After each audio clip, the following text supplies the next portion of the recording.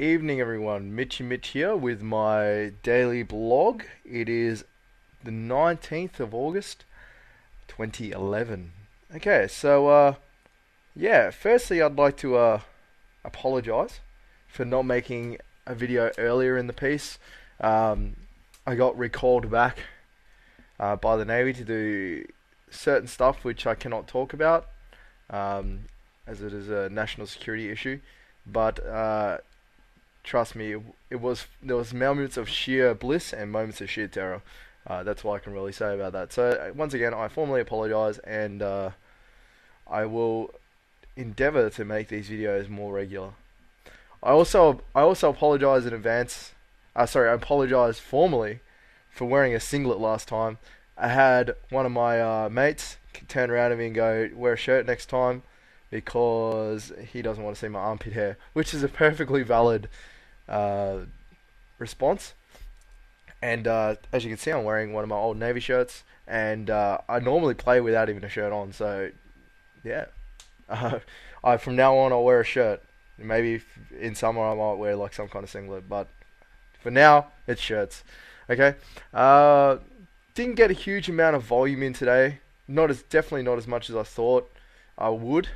But it was a very extremely busy day. I ended up only playing 8 games, and I ended up $50 for the day, which is okay. It's better than being down, but I wish I'd just got more volume in. As you can see by the graphaments, it's pretty stock standard day, a bit swingy. Nothing you can really do. Went to the gym today, busted out a shoulders, calf, and ab workout. My shoulders are killing me, but that's always a good thing. Killing me in a good way. And I really pushed myself today at the gym because I wasn't able to go for the last week due to the naval commitments. I'm also just being made aware that I got offered to a position to commentate on spotlightpoker.tv, which is an interesting concept, and I think it can go far if it's implemented well. Basically, it's a table, a 9 or 10-seater table with an RFID cards, which allow people to see the whole cards through live streaming. So basically, think of your World Series or your Poker After Dark or those kind of series, but you guys in your pub poker. The first game is, I believe, at the Lakes Resort in South Australia, so I'll be commentating from through Skype, hopefully through Justin TV, so we'll be live. So I'll keep you in the loop about that. That's going to happen on Sunday, so hopefully on Monday we'll have something I can put up on the site. Been working heaps on getting the mitchymich.com site up and running. It's about 30% of the way through. Again, just grinding that out while trying to grind some tables. There's a bit of a balancing act going on. I'd love to hear your thoughts and feedback on what you think of the site and how it can be improved.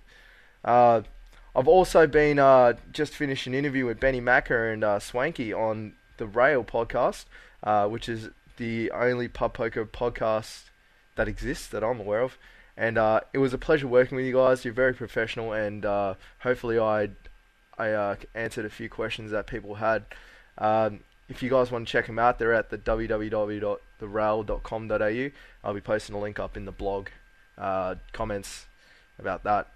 Also had a coaching session with Josh Buden, Oasis00, who's my mentor / coach, and that worked out really well. We went through a couple of live games and live sweats, and then went through some hand histories and found that I was a little bit rusty in some parts. So we hopefully fix those leaks up, and I can keep crushing the games. I've just put a little snippet of the footage of our live session, because I record every session that we do so I can review it later. And here it is now. That hand there. Oh, fuck, sorry. I was supposed to make it 60. So he doesn't fall to any flops, so I'm just going to c-bet. And he's been been flatting these flops and then donking pot on the turn, pretty much. And now, I mean, he can't really have a huge amount. If he checks back, I'll be more like... So he's like donk bet pretty much every... What's that?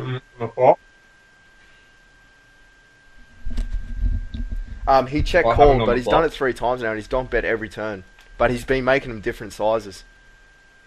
Yeah, you can shove a call Yeah. there, but calling Do is we probably a fold to bit a much. river bet? You're not folding the rivers. No, unless it's a spade. Yeah, you got to call that. Yeah, that's what I figured. So I was thinking, I don't know Yeah, about. See, I would have folded the river there. This is the thing I'm struggling with. Like these stupid fucking bets that they do on this site. no. He's repping So nothing. He's trying to rep an eight, but he doesn't have it yeah. hardly ever because there's two eights on the board. And he's already check called donked twice. The other thing is, if he had the six or a three, he wouldn't be betting big on the river because the ace came. So it makes it even more obvious that he's. So yeah, that's pretty much why I haven't been able to get many games in today. 8 games is still not too bad. Just because solely has a lot to do with the volume of the sites. As you can see, like, I mean, if you look at the spacing of the games, it takes like, how do I do this? It takes a long time for the games to start up. I'll go through a couple of hands here. Got some couple of interesting hands on the game. I'm just gonna flash up a couple of hands here. So here we have the pocket the nines, and always gets you in trouble against Mr. Brewer. I believe an old game. Yeah, it is. Okay, so here six. Let's have to. Here we go. Here's one game. 6-8. See what I did here. So he gets limped. I'm obviously limping behind because he's so short. Have nothing. So when you have nothing, and you have no showdown value, it's best to donk out and try and take this pot down. And he flats. Turn is a queen. Doesn't really change the board too much. So I check and he checks. The river is an 8. I remember this hand now. Being results orientated, it's probably not too bad, but I mean, he checks and he donk jams. Now his range is so wide here. I mean, he could definitely have a queen, but there's only 2 queens left in the deck, and he could have a 3 or a 2 that's not played very well. Also, like just some random ace x hands, and I mean, there's also eights in his range as well, but he could have worse eights, especially when he limped on the button. His limping on the button range is 29%, and he's as you can see, he doesn't like to get to showdown. So I mean, I like this, and he's so short. I ended up electing to call, and he had king 8, so I lost that hand. I ended up beating him luckily, but yeah, just one of those spots. As you can see, I've also added big blinds to my side and flop c-bet. Just a little notice there. So yeah, that's one of those hands. What can you do? Just it played as it played. Queen. I make it 100. He flats. I flop top, and he donks out 150. Now, there is merits to flatting here, but I think I have to try and get him to at least commit, because if I flat this, there's only 450 behind in the pot, and if a heart comes on the board and he double barrels me, it's a tough spot because we're committing. So we're better off just re-raising here. I think I re-raised it a little too much. I'd like to make it about 300 here, or 350, to try and juice like a flat, and then where he's pretty much pot committed and he insta folds. So I made a note that when he donk bets a flop, he has nothing. As you can see, he donk bets 36% of the time. Could definitely mean that part of his range is air. Because I mean, if he had some kind of heart draw, he's never folding. Any 3, any 2, he's never folding here.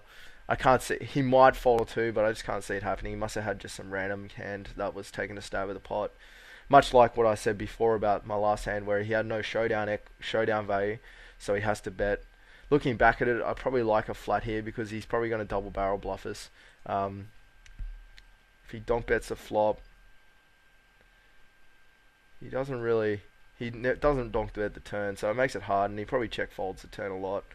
Yeah, so yeah, it's not too bad. I think I just needed to make the bet a little bit smaller. And here with the Jack Queen, I make it 60 standard line, and he flats.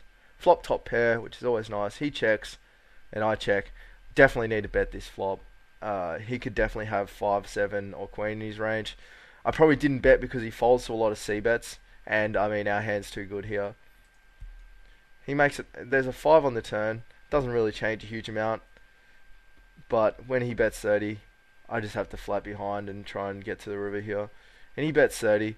I look at that bet on the river and go, I can get value out of a 7 here.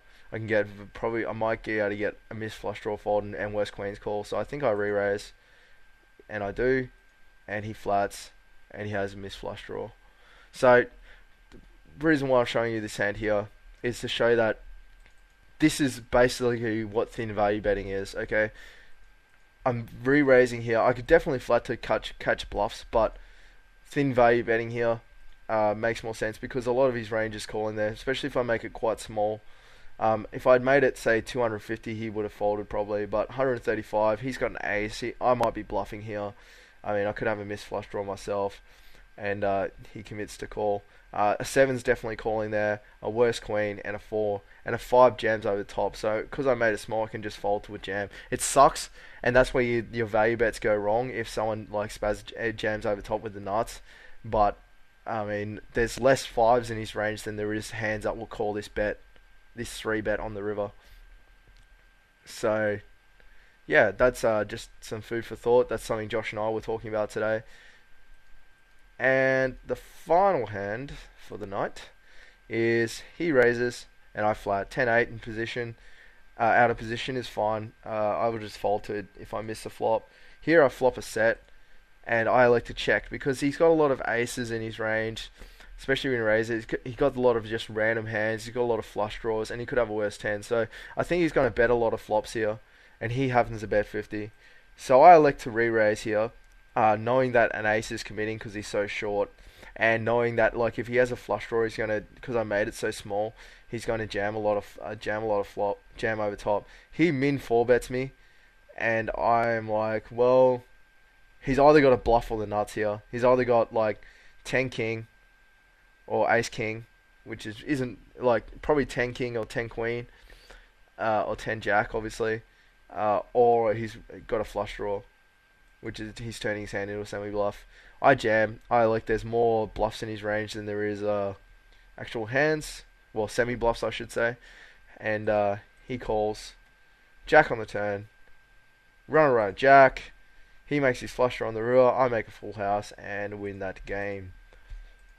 And end it there. So yeah, that was my day today.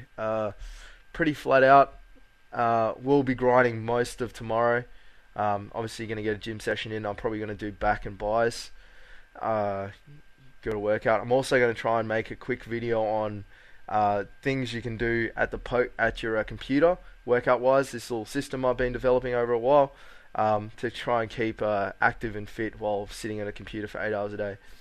Okay guys, before I go, I'm going to post a link and play a song that I basically am every day going to pick a song that I like to listen to when I grind and give it a bit of credit because certain songs make me feel a certain way, and my grinding songs, my collection of grinding songs make me feel like I can beat everyone. Okay, so I'll throw that on at the end of this just quickly.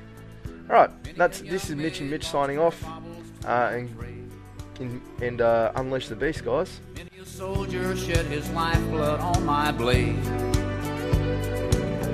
The bastards hung me